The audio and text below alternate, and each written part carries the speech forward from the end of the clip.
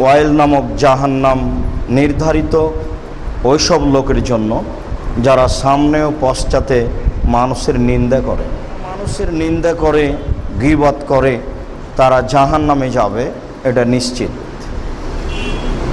তওবা করে ক্ষমা নিয়ে মানুষের পাপ ক্ষমা হবে, তবে এই পাপ এমন পাপ যার ফলাফল জাহান্নাম। আল্লাহ তাআলা এই ব্যাপারে অন্যত্র বলেন, হে বিশ্বাসীগণ, ইজতানেবু কাসীরাম মিনাজ-জান, তোমরা মানুষের উপর অহেতুক বেশি বেশি ধারণা করা থেকে বেঁচে থাকো। হয়তোবা ও এই কথা বলেছে, হয়তোবা ও এই কাজ করেছে, হয়তোবা সে আমার ব্যাপারে কিছু বলেছে, এই ধরনের মন্তব্য করা থেকে বেঁচে থাকো। কেন? কিছু কিছু ধারণায় পাপ হয়, এই জন্য তোমরা ধারণা করা থেকে বেঁচে থাকো। ধারণার বিষয়টি খুব